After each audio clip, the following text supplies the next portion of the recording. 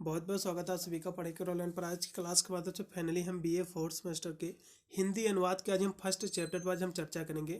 हिंदी अनुवाद, इसमें आपको फर्स्ट चैप्टर में आपको जो पढ़ना है, इसमें आपको पढ़ना पड़ेगा कि अनुवाद की जो है अवधारणा क्या है, अनुवाद किसे कहते हैं, अनुवाद की परिभाषा, इसका स्वरूप, अनुवाद के जो है कौन कौन से महत्व होते हैं, और अनुवाद के जो है जो कि अन्य इसके रूप होते हैं जैसे कि लिपियांतरण किसे कहते हैं, मशीनी अनुवाद किसे कहते हैं, अनुवादक के कौन कौन से इसके जो एबिलिटी होते हैं, कौन कौन से गुण होते हैं। तो ये सब चीज़ें जो है हम फर्स्ट यूनिट के तहत हम कवर करेंगे। आपका चाहे विश्वविद्यालय में आपके लिखित की चाहे परीक्षा होती हो या फिर एमसीक्यू का आपका पेपर होता है, मैं इसके जो है सबसे पहले मैं लिखित की पेपर के सारे प्रश्नों को मैं सॉल्व कराऊंगा, यानी जो है प्रश्नों को मैं समझाऊंगा। उसके बाद में जो है इसकी जितने भी ऑब्जेक्टिव आपके बनेंगे, एमसीक्यू आपके क्वेश्चन बनेंगे, वो भी मैं यूनिट बाय यूनिट जो है साथ में कराता चलूंगा, जिससे सभी विश्वविद्यालय बच्चे देखेंगे जो कहीं ना कहीं का जो है आपको यही अपने एग्जाम में क्वेश्चन आपको देखने को मिलेंगे। चलेगा, ज़्यादा ना समय गवाते हुए सीधे हम जो है फर्स्ट यूनिट पर जो हम चर्चा किए ले रहे हैं। इसमें आपको पढ़ना है कि अनुवाद किसे कहते हैं। अनुवाद की हम बात करें तो किसी एक भाषा का दूसरी भाषा में जो है बदलना, यानी किसी एक जो है मुख्य भाषा जो आपकी होती है सोर्स भाषा, उसको किसी दूसरी भाषा में जो है बदलना, यही आपका अनुवाद कहलाता है। इसके बारे में हम थोड़ा सा समझेंगे बहुत ही विस्तृत में। यहाँ से हम सबसे पहले अनुवाद की जो हम परिभाषा, इसका जो है अर्थ हम समझेंगे कि अनुवाद होता क्या है। अनुवाद का अर्थ होता है कि किसी एक भाषा का दूसरी भाषा में बदलना, यही आपका अनुवाद कहलाता है। यहाँ से लिखा भी हुआ है, अनुवाद का अर्थ है कि एक भाषा के अर्थ को दूसरी भाषा में ले जाने की जो प्रक्रिया होती है, इसी को हम अनुवाद कहते हैं। अनुवाद जो है हिंदी के दो शब्दों से मिलकर बना हुआ है, अनु प्लस जो है वाद, जिसका अर्थ होता है एक भाषा की सामग्री को दूसरी भाषा में ले जाने की जो प्रक्रिया होती है, इसी को जो है हम अनुवाद कहते हैं। यहाँ से जो है इसकी बहुत ही सुंदर सी परिभाषा जो है डॉक्टर पूर्णचंद्र ने जो है अपने शब्दों में स्पष्ट किया है। उन्होंने कहा है कि एक जो है दूसरी भाषा मैंने जो है एक दूसरी, यानी कोई एक जो है भाषा जो कि जिसमें कोई बात जो है कही गई है या फिर लिखी गई है, उस भाषा को किसी दूसरी भाषा में जो है प्रस्तुत करना या फिर उसमें लिखना या फिर उस भाषा में कहना, यही आपका जो है अनुवाद कहलाता है। इतनी आपको परिभाषा आपको तैयार कर लेना है। यदि और हम इसकी बात करें अनुवाद की, तो अनुवाद जो है, जबकि हमने जो है यहाँ से इसकी हिंदी में इसकी जो है परिभाषा हमने समझा, अब जो है जो अनुवाद शब्द है ये जो है संस्कृत के किस भाषा से शब्द से ये निर्मित हुआ है, ये भी हम साथ में जानते चलेंगे। हम इसके संस्कृत की बात कर ले तो अनुवाद जो शब्द है संस्कृत के जो है वध धातु से बना हुआ है, और जिसमें जो है अन उपसर्ग जोड़ने पर जो है अनुवाद शब्द का जो है निर्माण होता है, अनुवाद शब्द बनता है। अनु का अर्थ होता है पीछे की ओर, वाद का अर्थ होता है कथन, यानी जो है अनुवाद का उस कथन को कहा जाता है जो किसी जो है पूर्ण कथन का जो है अनुसरण करके कहा गया हो और फिर जो है लिखा गया हो, वही आपका अनुवाद कहलाता है। फिर यहाँ से इसके में अंग्रेजी में इसके अर्थ हम समझेंगे। अनुवाद जो है जिसको इंग्लिश में हम ट्रांसलेशन कहते हैं। ट्रांसलेशन जो कि ये दो शब्दों से मिलकर आपका बना हुआ है, ट्रांस प्लस जो है लेसन। ट्रांस का मतलब होता है पार और लेसन का मतलब होता है ले जाना, जो है किसी एक स्थान से, यानी फिर किसी एक स्थान से फिर किसी एक भाषा से दूसरी भाषा में ले जाना, यही आपका अनुवाद कहलाता है। जैसे कि जो है आप जो है जो ट्रांसलेशन होता है उसको परिवहन की तरह भी आप समझ सकते हो। मान लो आपने लखनऊ से बैठा, आपको मथुरा जाना है, तो आपको यहाँ से मथुरा से आपने बस पकड़ा, तो यहाँ से आपको बस ने उठाया, जाकर मथुरा में आपको छोड़ दिया, तो क्या हो जाएगा, ये भी जो है ट्रांस आपका कहलाता है। इसको भी आप ट्रांसलेशन के माध्यम से भी आप समझ सकते हो, यानी किसी एक भाषा को दूसरी भाषा में परिवर्तित करना, यही आपका ट्रांसलेशन कहलाता है, यही आपका जो अनुवाद कहलाता है। इतनी परिभाषा आपको तैयार करना है बस। फिर यहाँ से इसके और भी नीचे थोड़ी सी डिफिनेशन लिखी हुई है।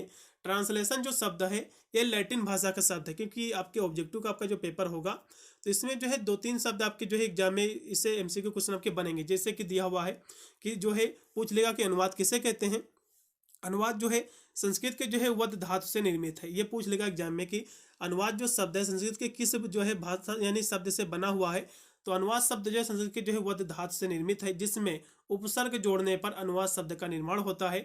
और फिर जो है ये इंग्लिश से भी रिलेटेड क्वेश्चन एग्जाम में फंस सकता है कि अनुवाद जो शब्द है ये जो है इंग्लिश के किन दो शब्दों से मिलकर बना हुआ है। तो ट्रांस प्लस जो है लेसन से मिलकर बना हुआ है।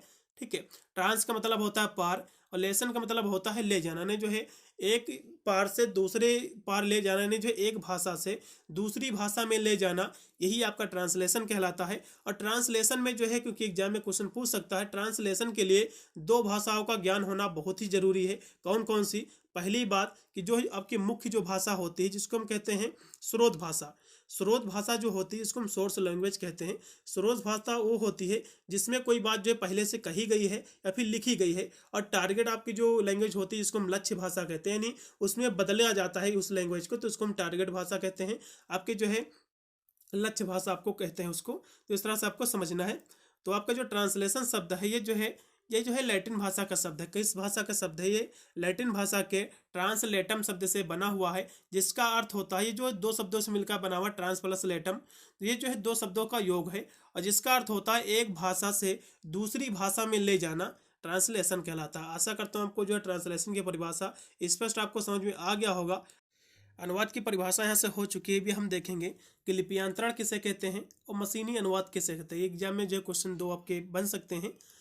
तो हम बात कर लेते लिपियांतरण की। तो लिपियांतरण किसे कहते हैं, यानी जो है ये लिपियांतरण जो है सबसे पहले समझ लो कि 2 शब्दों से मिलकर बना हुआ है। कौन कौन से 2 शब्द हैं आपके? ये 2 शब्दों से मिलकर बना हुआ है, लिपि प्लस अंतरण।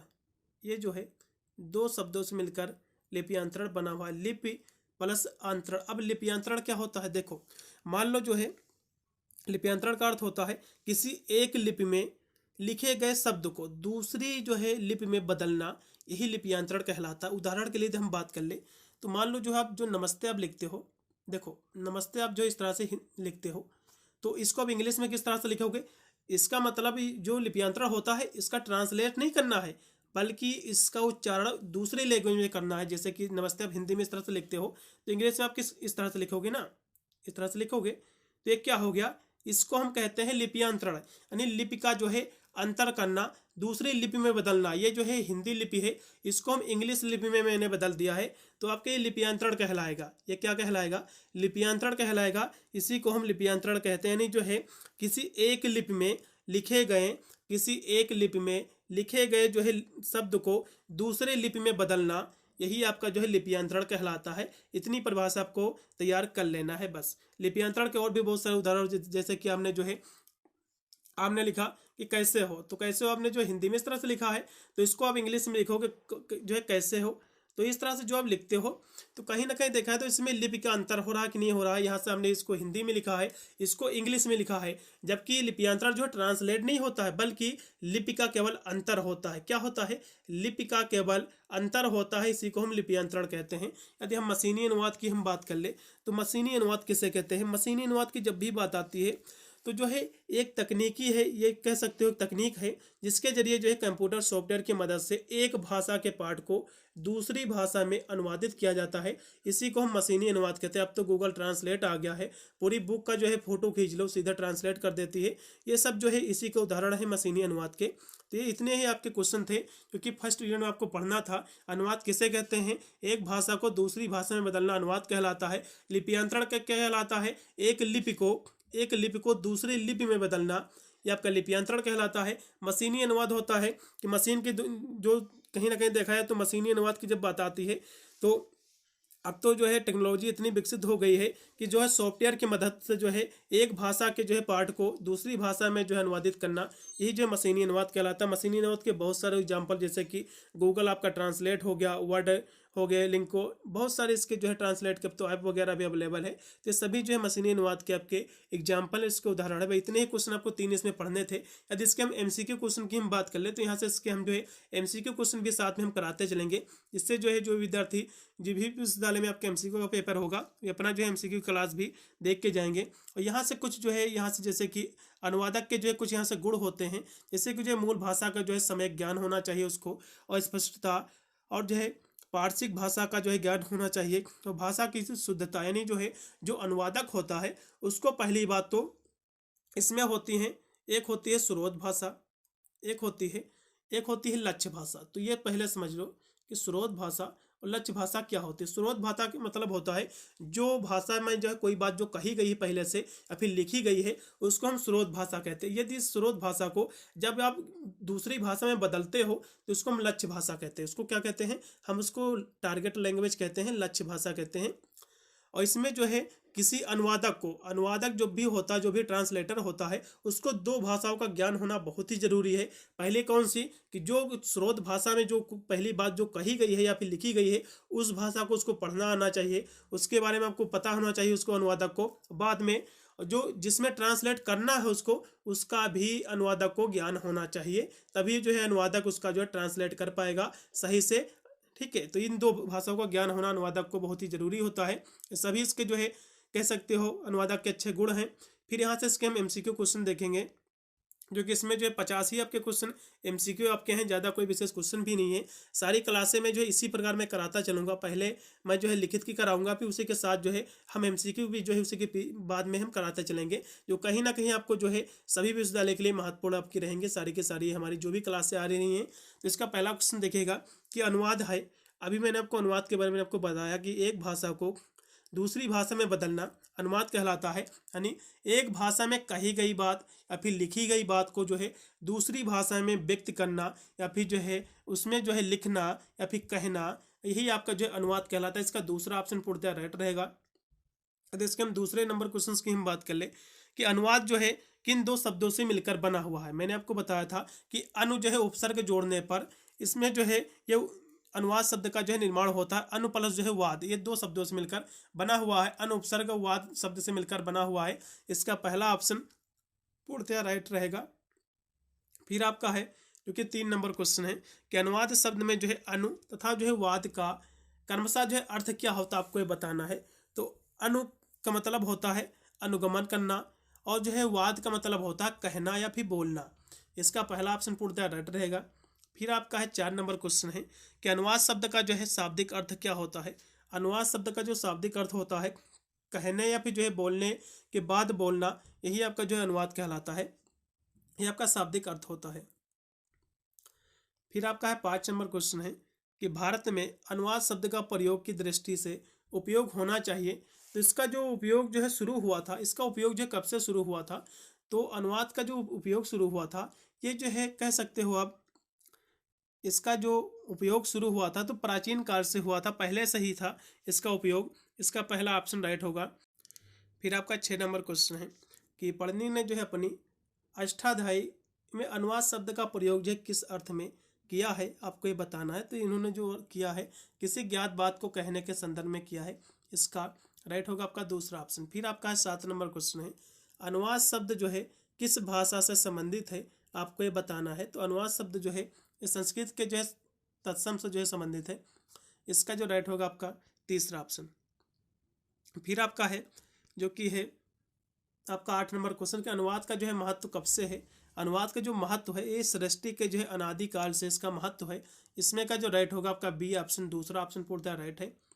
फिर आपका 9 नंबर क्वेश्चन के अनुवाद शब्द जो है अंग्रेजी के किस जो है शब्द के पर्याय के रूप में जो है ग्रहण किया गया है, आपको ये बताना। तो अंग्रेजी में अनुवाद को जो है ट्रांसलेशन हम कहते हैं।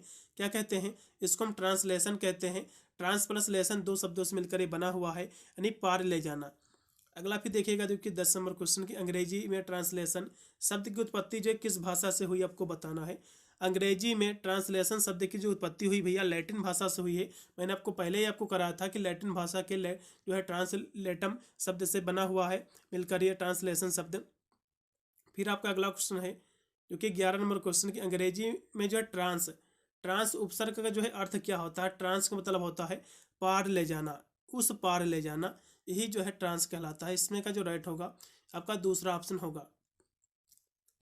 फिर आपका 12 नंबर क्वेश्चन है कि जिस भाषा से अनुवाद किया जाता है उससे क्या कहते हैं। देखो जिस भाषा से अनुवाद किया जा रहा है मतलब जो है मूल भाषा जो आपकी स्रोत भाषा होती है। क्वेश्चन समझो, जिस भाषा से में नहीं, जिस भाषा में नहीं, यानी जिस भाषा से अनुवाद किया जाता है दूसरी भाषा में। तो जिस भाषा से अनुवाद आप कर रहे हो तो जो भाषा कहलाएगी आपकी स्रोत भाषा कहलाएगी, क्योंकि यहाँ से की बात कर रहा है ना, मैं की बात नहीं कर रहा है। यानी जिस भाषा से, मानी कोई भाषा जो है हिंदी में लिखी हुई है, इस भाषा से आप दूसरी भाषा में कह रहे कोई अनुवाद कर रहे हो तो आपकी स्रोत ही भाषा से तो आप कर रहे हो, तो आपकी स्रोत भाषा आपकी कहलाती है। फिर हम बात कर ले कि जिस भाषा में अनुवाद किया जाता है, यानी जो है कोई आपकी स्रोत भाषा है, उस भाषा को आप दूसरी भाषा में जो अनुवाद कर रहे हो, यानी दूसरे भाषा में जो अनुवाद किया जाता है उसको हम लक्ष्य भाषा कहते हैं। उसको क्या कहते हैं, उसको हम लक्ष्य भाषा कहते हैं, टारगेट लैंग्वेज कहते हैं। यानी जिस भाषा में अनुवाद किया जाता है उसको हम लक्ष्य भाषा कहते हैं। और जिस भाषा से, यहाँ से सेवा में का जो है केवल अंतर है बस, नहीं, जिस भाषा से अनुवाद किया जाता है उसको लक्ष्य भाषा कहते हैं, और जिसमें यानी जिस भाषा में अनुवाद हम करते हैं उसको हम लक्ष्य भाषा कहते हैं। तो ये 2 पॉइंट आपको याद रखना है। ये दोनों क्वेश्चन एग्जाम में आपके फंसेंगे एमसीक्यू वाले पेपर में आपके। फिर आपका है 14 नंबर क्वेश्चन है, किसी जो भाव होते हैं या फिर विचारों को जो है दूसरी भाषा में व्यक्त करना एक ऐसा कार्य होता है तो जो कठिन और जो है ये श्रम साध्य कार्य होता है। इसमें का जो राइट होगा आपका पहला ऑप्शन। फिर 15 नंबर क्वेश्चन के अनुवाद के लिए कितनी भाषाओं का ज्ञान होना आवश्यक है? तो अनुवाद के लिए 2 भाषाओं का ज्ञान होना आवश्यक है। कौन कौन सी? एक स्रोत भाषा का और जो है दूसरी लक्ष्य भाषा का। इन दोनों का जो है ज्ञान होना बहुत ही जरूरी होता है। स्रोत भाषा वो होती है जिससे जो है जिस भाषा से अनुवाद किया जाता है, और लक्ष्य भाषा होती है जिसमें अनुवाद किया जाता है। तो इन 2 भाषाओं का ज्ञान होना बहुत जरूरी होता है। फिर आपका 16 नंबर क्वेश्चन है कि कुछ विद्वानों ने जो है सेकेंड हैंड साहित्य जिसे कहा है तो उसको जो है अनुवाद कहा है, अनुवाद को कहा है। फिर आपका है 17 नंबर क्वेश्चन के अनुवाद का तात्पर्य स्रोत भाषा में व्यक्त संदेश के लिए लक्ष्य के निकटतम सहज समतुल्य जो है संदेश को प्रस्तुत करना। अनुवाद की ये जो परिभाषा दिया था ये नाइडा की परिभाषा है। किसने दिया था भैया? ये नाइडा की परिभाषा है ये अनुवाद की। फिर आपका 18 नंबर क्वेश्चन है कि किसके अनुसार जो एक भाषा की पाठ्य सामग्री को दूसरी भाषा में समानार्थक पाठ्य सामग्री में प्रतिस्थापित करना ही अनुवाद है? तो ये जो है कैटफोर्ड का एक कथन है। कैटफोर्ड ने इसकी परिभाषा दिया था अपने शब्दों में। फिर 19 नंबर क्वेश्चन है कि जो है असत्य इसमें का कौन सा कथन आपको बताना है? तो इसमें देखो अनुवाद एक जो है भाषिक प्रक्रिया है, बिल्कुल है। और जो है स्रोत जो है पाठ भाषा को ही जो है अनुवादित पाठ भाषा कहते हैं, नहीं, ये गलत है। क्योंकि स्रोत जो भाषा होती है इसको लक्ष्य भाषा नहीं कहते हैं। अनुवादित जो है पाठ भाषा भी जो है कहा जाता है, उसको नहीं कहते हैं। इसका दूसरा ऑप्शन गलत है और सभी इसमें के ऑप्शन जो है राइट रहेंगे। फिर 20 नंबर क्वेश्चन है कि अच्छे अनुवाद को पुनर्जन्म किसे जो है माना है, आपको बताना है। तो विलियम जो है विल्ज ने माना है। इसमें का राइट होगा आपका तीसरा ऑप्शन। फिर आपका है 21 नंबर क्वेश्चन है कि अर्थ को जो है बनाए रखते हुए अन्य भाषा में आंतरण अनुवाद है। ये जो परिभाषा है ये कथन किसका है? तो एम जो है एन जो है स्मिथ का एक कथन है। इसमें का पहला ऑप्शन राइट है।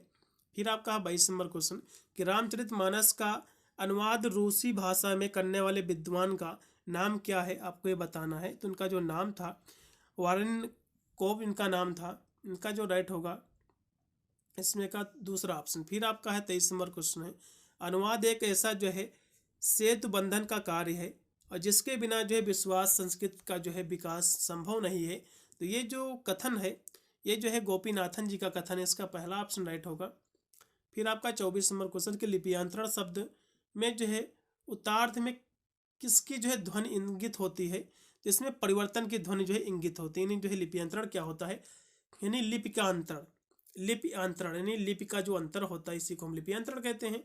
कोई जो है हिंदी में बात, जैसे कि मैंने आपको पहले ही बताया, कोई मान लो आपकी बात लिखी हुई है कि नमस्ते, तो नमस्ते आप हिंदी में इस तरह से लिखते हो, इसको दूसरी लिपि में लिखना है, इसको आप इंग्लिश में इस तरह से लिख दो नमस्ते, ठीक है। तो ये जो लिपियांतरण आप चेंज हो गया ना, इसको हिंदी में था, अब ये इंग्लिश में इसको आप लिप ने इसको चेंज किया है। ट्रांसलेट नहीं करना बल्कि लिपि का अंतर आपको करना है, यही आपका लिपियांतरण कहलाता है। तो इसमें जो ध्वनि इंगित होती है परिवर्तन की होती है, ठीक है, चेंज की होती। फिर देखिएगा लिपियांतरण का संधि विच्छेद क्या होता है? लिपि प्लस जो है अंतरण होता है। इसका पहला ऑप्शन पूर्णतः राइट होगा, ये क्वेश्चन एग्जाम में बनेगा। फिर आपका 26 नंबर क्वेश्चन है कि लिपियांतरण के जो है कितने प्रकार होते हैं? तो इसके 4 प्रकार होते हैं। फिर 27 नंबर क्वेश्चन कि लिपियांतरण का जो है प्रकार है, तो सभी जो है मार्फोलॉजी मिश्रित सभी इसके प्रकार हैं, इसलिए इसमें का राइट होगा आपका डी ऑप्शन। फिर आपका है अनुवाद के लिए जो है किस शब्दकोश की आवश्यकता होती है, आपको बताना है। तो अनुवाद के लिए जो है द्विभाषिक शब्द की जो है आवश्यकता होती है। द्विभाषिक मतलब जो है 2 भाषाओं का ज्ञान होना बहुत ही जरूरी रहता है, एक स्रोत भाषा का, दूसरा लक्ष्य भाषा का। यानी एक तो जिस भाषा में अनुवाद है पहले से, और दूसरा जिसमें आपको अनुवाद करना है, तो 2 भाषा का ज्ञान होना बहुत ही जरूरी होता है, जिसको हम द्विभाषिक भी कहते हैं।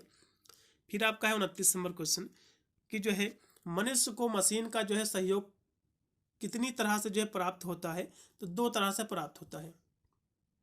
फिर 30 नंबर क्वेश्चन है कि मशीनी अनुवाद प्रणाली की जटिलता का जो है मुख्य स्रोत क्या है, आपको बताना है। तो मूल भाषा के जो है व्याकरण स्तर पर भी है, और जो है भाषिक पक्ष शब्दावली लक्ष्य भाषा, ये सभी पर इसमें का होगा डी ऑप्शन। उपरोक्त के सभी। फिर आपका है वद धात का जो है अर्थ क्या होता है। वद धात का अर्थ होता है कहना या बोलना दोनों होता है, इसलिए इसमें का जो राइट होगा ए व बी दोनों राइट हैं। फिर आपका है 32 नंबर क्वेश्चन है कि अध्ययन की जो है सुविधा के लिए मशीन के वर्गीकरण का जो है रूप है तो क्या है, तो ये जो है भारतीय मत, ये दोनों हो जाएंगे, इसलिए इसमें का लगेगा सी ऑप्शन। फिर आपका है 3 नंबर क्वेश्चन है अनुवाद के संदर्भ में भारतीय मत के जो है कितने उपवर्ग हैं आपको बताना, तो उसके 2 उपवर्ग हैं, इसमें का राइट आपका हो जाएगा पहला। फिर आपका है 34 नंबर क्वेश्चन अनुवाद के स्वरूप के संदर्भ में संस्कृत की जो है कितनी प्रमुख अवधारणाएं हैं, तो 4 अवधारणाएं हैं, इसका तीसरा ऑप्शन राइट है। फिर आपका 35 नंबर क्वेश्चन है अनुवाद के स्वरूप के संदर्भ में संस्कृत की जो है प्रमुख अवधारणाएं हैं, तो ये सभी इसकी अवधारणाएं, इसलिए इसमें का होगा डी ऑप्शन। फिर आपका है 36 नंबर क्वेश्चन है अनुवाद के सार्थक स्वरूप की संरचना का जो है प्रमुख तत्व क्या है आपको बताना है, तो इसके सभी जो है प्रमुख तत्व हैं मूल कथ्य का जो है और जो है संस्कृत संप्रेषण, सभी, इसलिए इसमें का होगा डी ऑप्शन। फिर अनुवादक का जो है गुण क्या होता है आपको बताना है, तो जो है कुशल ज्ञानी, कुशल भाषा ज्ञानी, यानी जो है उसको कुशल भाषा का ज्ञान होना चाहिए, निष्ठावान होना चाहिए, शैली का जो है समुचित उसको ज्ञान होना चाहिए, ये सभी अच्छे अनुवादक के गुण होते हैं, इसलिए इसमें का डी ऑप्शन। फिर आपका 38 नंबर क्वेश्चन है अनुवाद एक जो है प्रकार से 2 संस्कृतियों के बीच जो है संस्कृत से का जो है महती कार्य करता है, ये जो है किस विद्वान ने कहा था, तो जो है डॉक्टर रघुवीर जी का कथन है, इसमें का तीसरा ऑप्शन। फिर आपका है लक्ष्य भाषा के लिए अंग्रेजी में इसको क्या कहते हैं, तो लक्ष्य भाषा जो होती है इसको इंग्लिश में हम टारगेट लैंग्वेज कहते हैं, और जो आपके स्रोत भाषा होती है इसको हम सोर्स लैंग्वेज कहते हैं। तो इस तरह से भी एग्जाम में क्वेश्चन आपके फंसेंगे। फिर आपका लिपियंत्रण को अंग्रेजी में हम क्या कहते हैं, तो इसको जो है ट्रांसलेशन कहते हैं, इसमें का जो राइट होगा। फिर आपका अगला क्वेश्चन है अनुवाद शब्द की उत्पत्ति जो है किस जो है धातु से हुई है, तो वद धातु से हुई है, संस्कृत के वद धातु से इसकी उत्पत्ति हुई है, जिसमें अन उपसर्ग जोड़ने पर अनुवाद शब्द की उत्पत्ति मानी जाती है। अनुवाद जो है करने वाले व्यक्ति को जो है क्या कहते हैं, इसको अनुवादक कहते हैं, इसमें का दूसरा ऑप्शन राइट रहेगा। फिर आपका 43 नंबर क्वेश्चन की अनुवाद के लिए आवश्यक है कि उसे जो है अनुवाद के लिए आवश्यक ये है कि उसको जो है स्रोत भाषा के ज्ञान होना चाहिए और लक्ष्य भाषा का भी ज्ञान होना चाहिए और विषय का समुचित ज्ञान भी होना चाहिए, इसलिए इसमें का सभी होंगे उपरोक्त के सभी। फिर 44 नंबर क्वेश्चन है कि मशीन अधिकतम जो है कितना प्रतिशत अनुवाद जो है सही कर सकती है, तो मशीन जो है 90% अनुवाद जो है सही कर सकती है, इसमें का तीसरा ऑप्शन। फिर 45 नंबर क्वेश्चन की द्विभाषिया की भूमिका किस प्रकार के अनुवाद में सहायक होती है, तो जो है आंसू अनुवाद में सहायक होती है।